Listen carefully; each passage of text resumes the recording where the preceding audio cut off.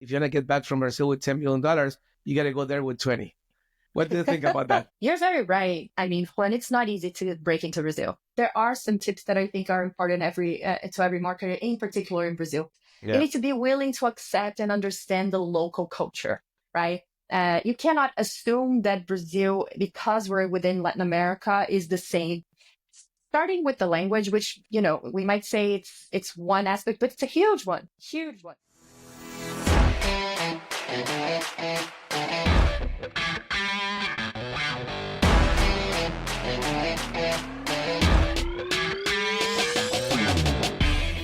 Welcome to Born to Unicorn.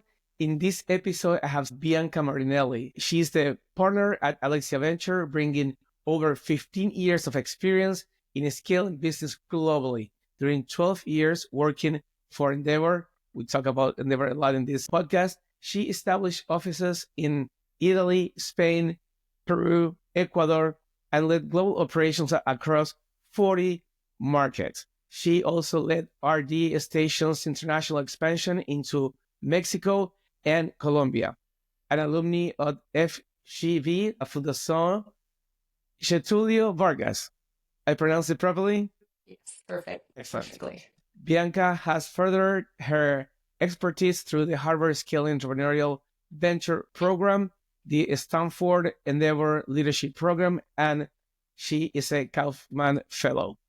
Bianca, welcome to the show. Thank you so much for inviting me, Juan. It's a real pleasure to be here with you today and sharing some stories. Let's dig in. Yes, please. I have some questions here. I don't know if I'm going to be through all of the questions I want to make you, but I will try to go through the most quantity of content I can because I know you have a lot to share to the people on the other side of the screen. So first question, let's talk a little bit about you first, okay? So if you could go back in time and give your younger investor self one sentence of advice, what would that be? Interesting. Probably I would tell myself to start investing earlier than I did because as you were mentioning in my own trajectory, right, Juan, I've been focused on entrepreneurship and operations my entire career, but truly as an investor in this past 4 years with Alexia Ventures. There's any add, also I have come to trust my instincts much more the older I get. And I think that that's very important as long as you test them, right? And so this balance between your instinct, I feel like investors really need to use it to their best extent when aligned to data and to this founder mentality of testing things and executing, right? So that's something that I've learned from my trajectory. And maybe I would add to my younger self, but that's something I feel like I've done well, which is understand the power of networks. I think Endeavor has taught us all so much about the compounding effect that this generates in someone's life. So I feel like if there's something that I will give kudos to my younger self is how much I have genuinely focused on my relationships, my networks. Excellent. A lot of founders believe that, VC, thinks about VCs as someone that just writes checks, right? But the more I dig into it, I feel like it's more about the relationship, right? Can you tell us a little bit more about that? What do you think is important when a founder is looking for a VC? What did they probably focus on? Yeah, well, capital is getting commoditized, right, Juan? And I feel like we have been seeing this from the entrepreneurship ecosystem perspective throughout the years. Only in the US, I guess, there were 50, 60 VCs back in the 90s, and now there are 35,000 just in the US, right? And of course, in emerging markets, we still have some way to go to get the market to be more mature, but still it's getting commoditized. So I feel like I really love the perspective of seeing venture capital as a people business first and capital and financial aspect second. Of course, it's important to generate returns, but I do think that the people aspect is really important. So it's a great VC us to help the founders, right? And I think the baseline of all of this is relationship, as we were saying, is building trust. They have to be a strategic partner, right? You have to help the founders make better decisions, anticipate decisions, challenges, and not only from the company level, but I would say from a personal level. The journey of a founder, we know, is very solo, right? It's solitary. So I feel like the more I get deeper into this, I understand that, let's say you are part of a board, right? You are a board member, you have a fiduciary role there, you are supporting the company. Of course, this is all very important. You have to have your act on. And I think that the most important is what happens between boards. It's how you actually build that level of trust and relationship. And my goal as a VC, at least that's something I have top of mind, is I have to have the share of mind of that founder. They have to think of me as a trusted advisory person, right? That they will call, that will be the first call, the person that they will actually rely upon when they need something for to weigh ideas and decisions. So I think that's definitely something hard to develop. I feel like, so it's really important that VCs differentiate themselves. For sure, many VCs now have what they call the platform function, which is what we at Endeavor have seen so much, which is the idea of creating a community, of helping founders just get to know each other, do events. This is all very important as well. But I think that nothing is a substitute for the one-on-one relationship that a good venture capitalist can generate with their founders. So if I understand well, what you're mentioning is like probably if an entrepreneur is looking for investment and the capital is a commodity, what they'll have to first try to identify if there is like a good matching in terms of human relationship with the investors instead of just, or even the business, right? But not just go and say, whoever giving me more money, I'll take it.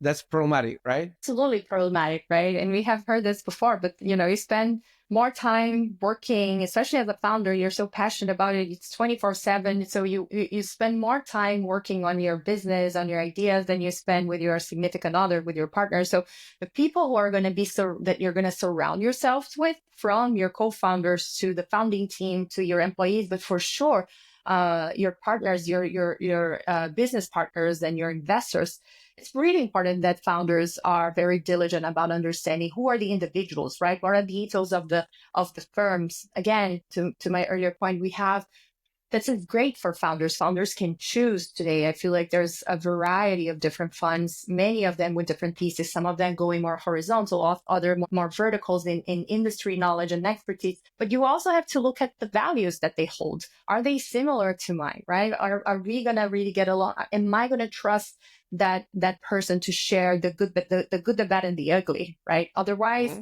if it's just a pro forma relationship, or if your investors end up just staying that pain in the neck and and keeping track of just the financials and not the strategic decisions that you need to make, that's not really a good partnership for the future. So I always advise, I'm also a mentor still at Endeavor, I always advise founders to do their own due diligence, right? Like, it's really important. It's a two-way street. Like, get to know which investors are the best for you. It's interesting, right? Because normally it's like many times entrepreneurs go and say, I'm looking for funding and Yeah. I'm looking for this quantity of money and you're interested or not, right?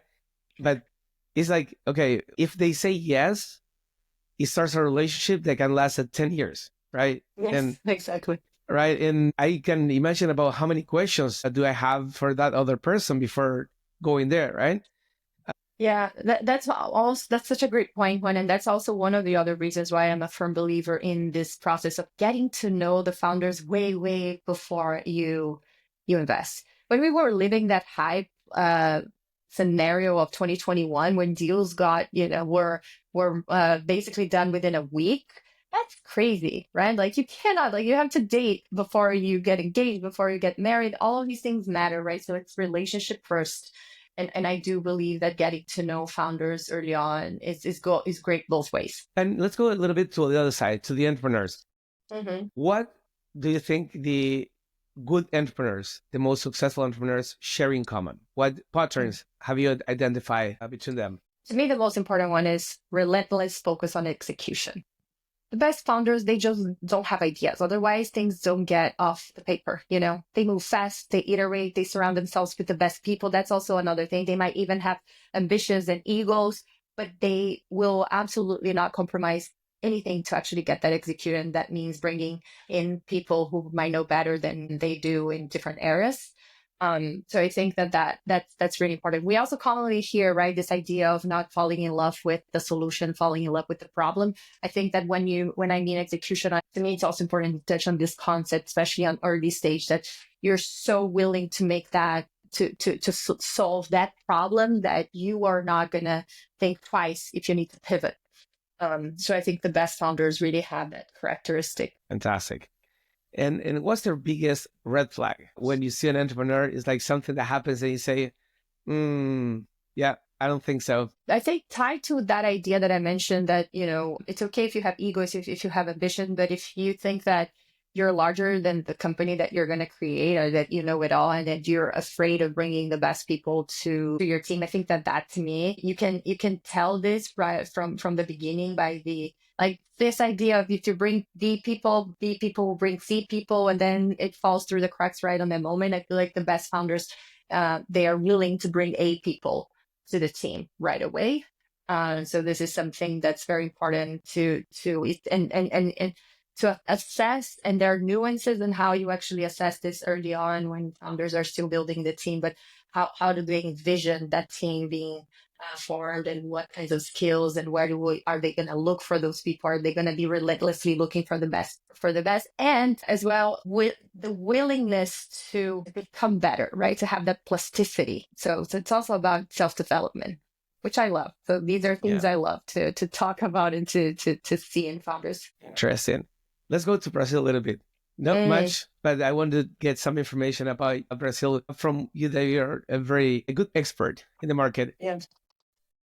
So everybody, when you're here in the US, everybody talks about Brazil, right? It's like, do they? That's great. If you're talking about Latin America, it's like, you have to be in Brazil. I mean, there's no doubt about that. But my experience with Brazil was painful, I would say. Yeah. Okay? It's a very complex market.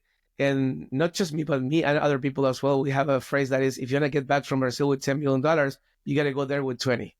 What do you think about that? Oh gosh, what to say? Well, I actually lived, first thing, let me tell you a story. I lived in the US for 10 years. So I came back to Brazil about 4 years ago. That was actually very eye-opening to me, because to see my own country from afar and to see those kinds of struggles from other founders, that was very eye-opening. I feel like so many people in Brazil, to be honest, such a large market, right? With our own language here in Latin America, for people, sometimes Brazil is very insular, and it's interesting to get the perspective from people from outside on how great, what an opportunity the country is, but what challenges really do they face coming in. You're very right. I mean, Juan, it's not easy to break into Brazil. It's just not. Huge opportunity, impossible to, just to deny it. I feel like if you are going to be a Latin American player, a big Latin American player, I think that you just cannot avoid Brazil. Over 250 million people, right? 75% internet penetration. Now we have very, very forward-thinking regulatory aspects for fintech in particular. So very, very important market. It's a GDP of 2.5 trillion, right? Yeah, exactly. It's incredible. So it's really an important economy, very big consumer market. People adopt digital transformation also very fast. So all of these are great opportunities. On the other hand, you have tax burdens, right? Like if you're an employer, you pay 60 to 80% above of what you compensate your employees. You actually have to pay on benefits and taxes. So it's hard. Like it takes a month or a month and a half to open a company. Fine, bureaucratic, but fine. But to close it, if you need to actually, pay all the fees and shut the company down, it can take you 6 to 8 months. So like very, very difficult for founders to really operate in this scenario. Having said that, it can be done, right? If there's something Endeavor always shows us, is that it can be done. There's lots of examples. So you can win on Brazil. Let me just be optimistic bit here, that you Mercado can. Libre, right? Right, exactly. Mercado Libre to me is a great example. Decolar, right? Decolar, you call it? Decolar. Yeah. Decolar. I know, exactly. But And I worked with international expansion my entire career, so that fascinates me. The very fact to me, and I don't think this is only true about Brazil, I think it's about expansion in general. First, I don't think there's a playbook. Unfortunately, I cannot tell you here, like, listen, Juan and your listeners, if you want to get into Brazil, you do A, B, C in this order. I don't think that that's the way to go, but there are some tips that I think are important to every market, in particular in Brazil. First, I think you need to adapt. You need to be willing to adapt. You Yeah. need to be willing to accept and understand the local culture, right? You cannot assume that Brazil, because we're within Latin America, is the same. Starting with the language, which, we might say it's one aspect, but it's a huge one. The language and the fact that we are colonized by different people here, I feel like it creates a different culture. Only 5% of the country speak English, which makes it even harder because it's not that you get it, you break into Brazil and you come speaking English like you do in many other markets across the globe, even emerging markets. No, you have to know the language. And I think that it's really important to find good partners locally. When we are talking as Alexa Ventures, when I'm talking to so many Latin American founders outside from Brazil, one of the aspects they value the most about us is even that. It's like, oh my gosh, I would have a VC from Brazil who speaks Spanish and who knows the nuances of those markets. That's a huge value add. And not only from an investor's perspective, I think that companies that have succeeded in Brazil, I think that they acted locally. They hired people locally. Don't need to only have people locally, but I think it's really important to understand culture, to understand the regulatory landscape that you're in, and to surround yourself with people who knows the market. That's very interesting. And adding something else, an endeavor entrepreneur one time told me, just because someone doesn't know how to do it doesn't mean that it can be done, Yeah, right? It cannot be done. exactly. And it's true. I know Brazil is a really complex market, but of course there is a lot of reward. And if it would be like that complex, the reward was not probably that high, right? Because it was Exactly. probably a lot of competition. And so it makes sense. Let's go a little bit to the unicorn formula. One of the things I'm really passionate about is this idea of understanding what are the DNA components of a person that turns that person to someone that, when we talk about in this channel about unicorns, it's not about the $1 billion itself, it's more about the mentality of a founder that looked for something really big or, transform it, right? What's the biggest myth do you think about the $1 billion company? Yeah, honestly, Juan, we hear the $1 billion. It's not even now the billion, right? It's the decacorn. People are Yeah, looking to those valuations, and I think that even though that's great, my perspective it's that it's a means to an end. It's not an end. And we as investors, we have to be very aware of this because in many ways, when you're still private, this is valuation, paper money, and the real value comes from actually not hitting that $1 billion, but it's creating long-term value. And I think that has never been more important than in today's market, in which you're being rewarded not only by growth at all costs, but you're being valued by unit economics that are sustainable in capital efficiency and really building long-lasting successes. I can give you an example of my own trajectory, Juan, because I worked at this SaaS B2B company from the south of Brazil, based in Florianopolis, an amazing island, the paradise, 42 beaches. But because of that, you have incredible people wanting to live there, quality of life, tied to an incredible engineering school. You started to create a mini Silicon Valley in the south of Brazil in that island called Florianopolis. And one of these companies was RD Station, where I worked at, which is, you can consider a HubSpot or a Salesforce for emerging markets. So digital marketing and CRM for small and medium businesses. One great example of things that are created in Brazil because there's a local need, right? Like 10 years after the launch of HubSpot and others in the US, you still didn't have digital marketing in Brazil. So those founders started actually to educate an entire population in Portuguese, because there was nothing written in Portuguese, on how to do inbound marketing, digital marketing, and how to use that kind of software.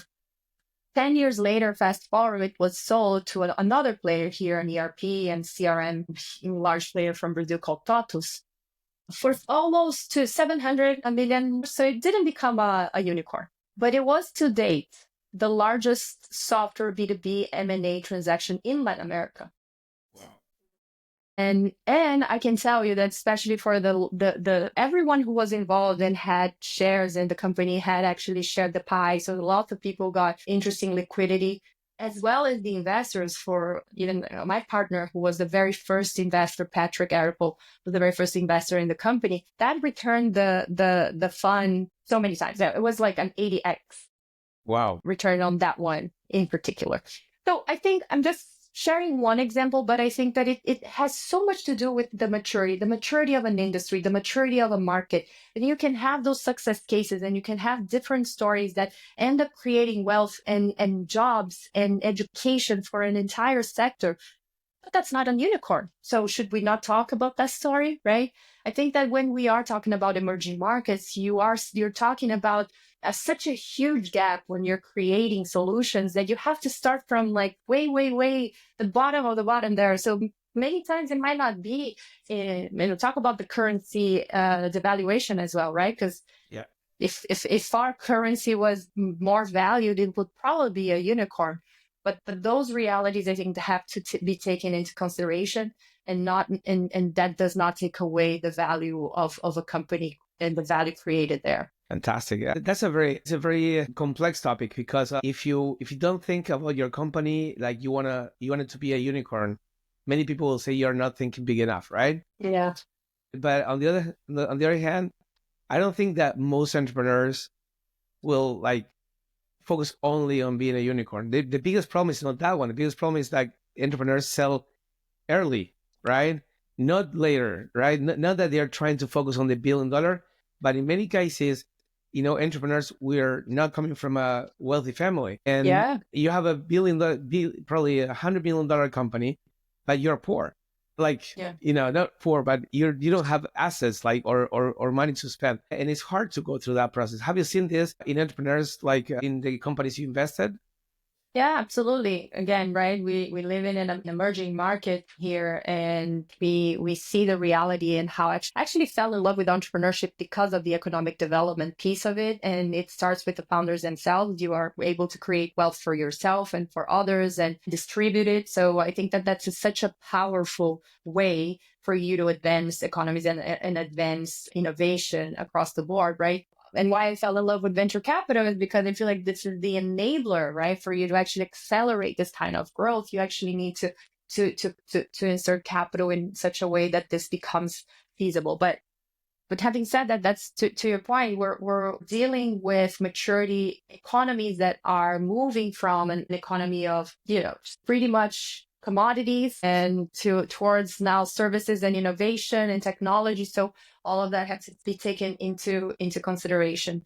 And to your point, just to add, I think in terms of the liquidity, right? Because I feel like as an investor, you have to think about this, and we are asked by LP, by the market constantly about the liquidity aspect of Latin America in general. So let me just clarify one that I think it's incredible to see founders with the ambition to create unicorns, to IPO, to go big, right? Again, at Endeavor, we're taught that thinking big and thinking small takes the same amount of time. Let's think big. So I think that mentality matters. And to my earlier example, I mean, the founders of RD Station, they wanted to go big. They always wanted to go big.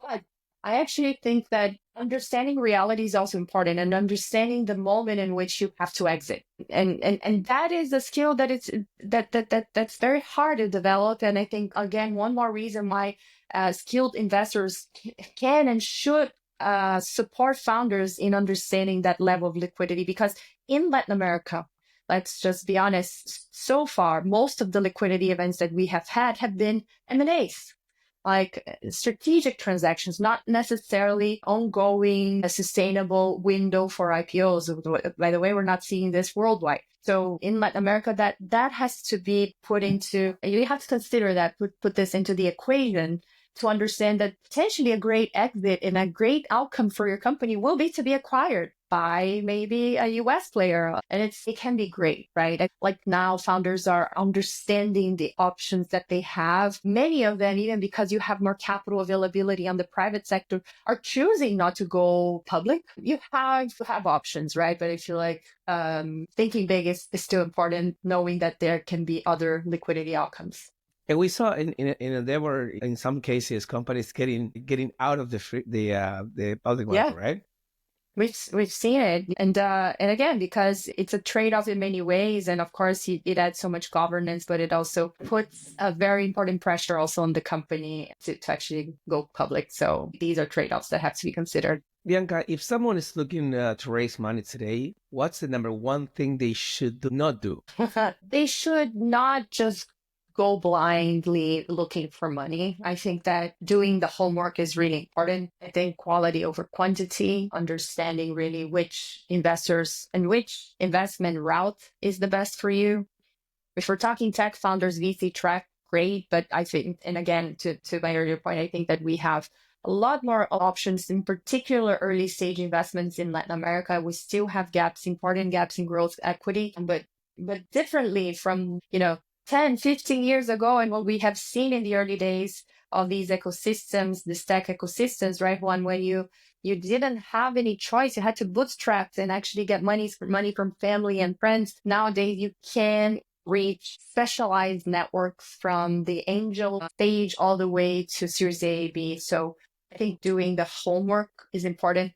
Developing long-lasting relationships, asking the questions, not only having VCs ask you, what's your burn rate? What's your competitive advantage? What's your vision? No, ask the fund what they can do for you, to our earlier point on adding value, on capital being commoditized. I think all of these things matter a lot. What do you think that separate a startup that scale that one that doesn't scale? So it's interesting. It's of course in the early days, it's all about product market fit, and we talked about the vision of the founder and being able to pivot whenever it's needed. The scale, I think that the crucial aspect is nailing your go-to-market strategy, choosing the right way to grow is, and in particular, we have a bias here because we focus so much on software and on B2B, but we believe that the more scalable your go-to-market strategy can be, the more capital efficient it can be, the quicker, the better you're going to scale with good margins. So that means in today's world, and in particular, if we're talking about software world, I think that there are very interesting strategies around community-led growth. Create a community of people who love your brand, who love your product. You can sell it with you in an ecosystem perspective. I think that's product-led growth. If we live in a world also empowered by AI, in which you can actually let your product sell itself. So everything that focuses on motions, go-to-market motions that are not so sales heavy, indirect sales heavy. I think that that's something we're seeing more and more. We have different companies, in particular in the US, I think doing this super well. I think in Latin America, we're starting to see those come to fruition. But I think that scalability to us means a lot, nailing those sales machines, those sales cycles pretty well. Super interesting. And what's the biggest or one of the biggest trends right now in venture capital that no one is really talking about it, if there is any?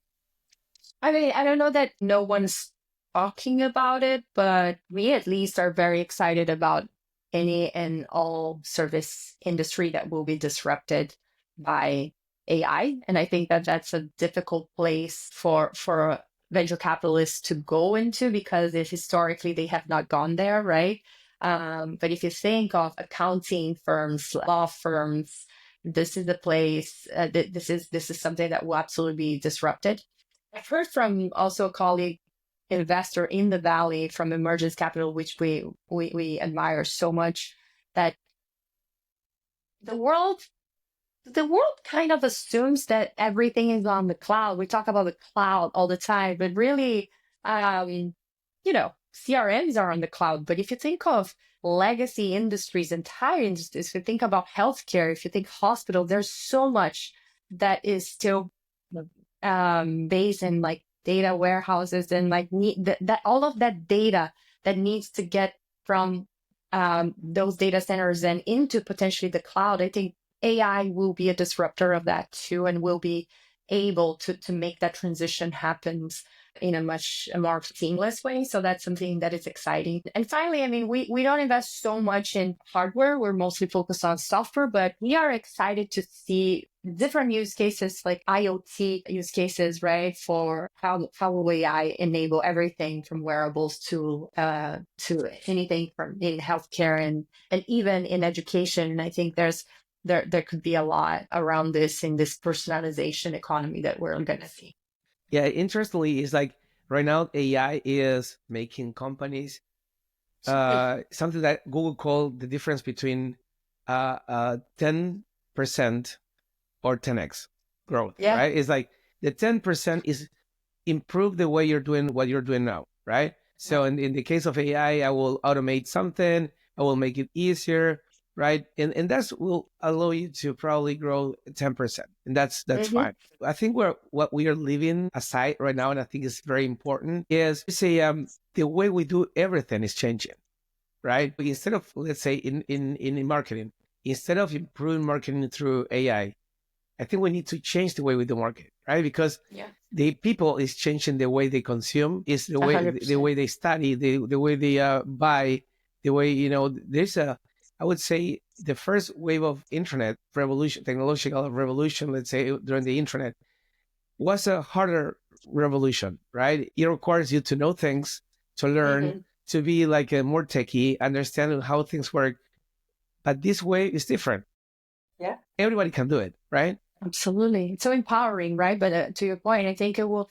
I love the moment that we're in because I think it will change behavior so much. The way we use software, the way we interact with software, and even the business model itself that we are backing today so much, which are SaaS business models, everything will be changed.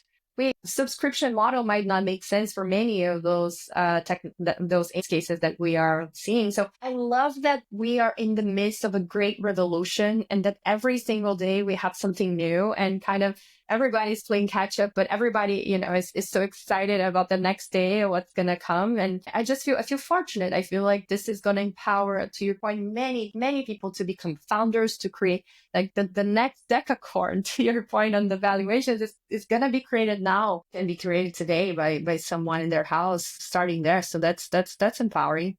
Yeah, and interestingly, I have 7 kids, okay, and Really? Oh, yes, I wow, do, cool. and so it's interesting to see how they change their behaviors, right? And they're not using search anymore. Really? Yeah. It's all It's AI, ChatGPT. yeah, Yeah. or Gemini or Or Gemini, DeepSeek yeah. or whatever. They are using, so they're doing things in a different manner. I mean, Yeah. like search is like it takes so much time. Search, right? Why would you do it if you can just chat, right, with AI and get an outcome? It's interesting, right? Because like in my generation, I feel like people are still, for some things, actually go to a search function. So some ways do we go to AI, but almost moving 100% towards a chat conversation with AI. The other day, I think someone posted in X, I think it was, or I don't remember, but something that it was like they have a great idea for a startup. It was Mhm. a place where you can go, find books, read them, and drink a coffee. And it was like, that's called a library, right? So, but Oh for my for many, gosh. for that's the way I was studying when I was younger, right? But now I for some people, know. it's like something hype doing that because But it's I have nostalgia, but when I open up a book, a real book, and when I'm in a library, I just simply love it. And I fear that the new generation is not going to know what this is, right? And we need to keep the libraries at least.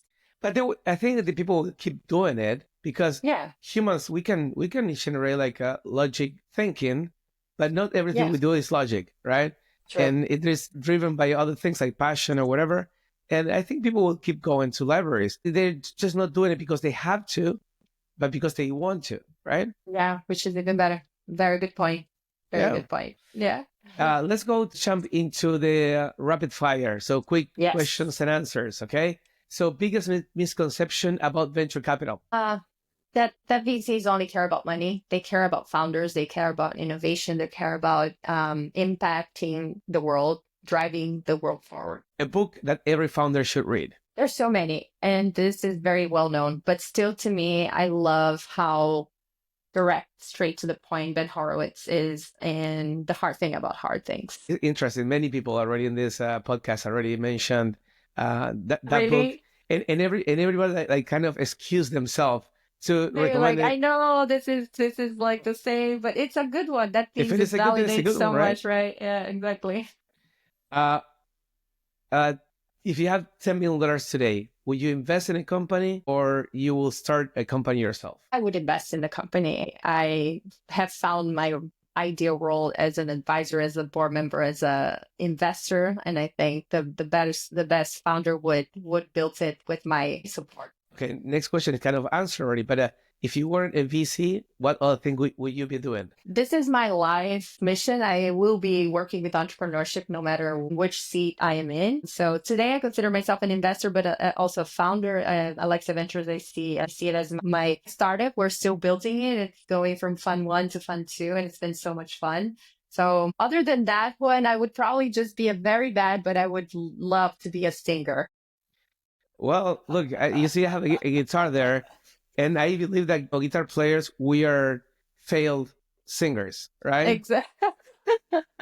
If you Yeah, don't know how to sing, you play the guitar, right? Normally. not saying that I super know how to sing, but I am a frustrated singer also. If So I do can I. say What yes. can I say? Bianca, where can people follow you? And if you wanna get in touch with you, tell us a little bit more. What's different about Alexia Ventures? Perfect. Well, I am very active on LinkedIn, so you can search me up, Bianca Martinelli. I try to answer everyone always. I think that's super important. It's a good means to start a conversation. Also, our website, alexia.vc, and I think these are the best ways to find me. Alexia, we want to be the best investor for Latin American founders building global technology and around enterprise software and AI. And we have been doing this for over 2 decades. All of us are founders, operators. We know LATAM. We have networks. We have come from this founder perspective in which it's not a founder friendly approach. It's a founder first. We understand when to actually provide tough love, but also when to support, when get out of the way.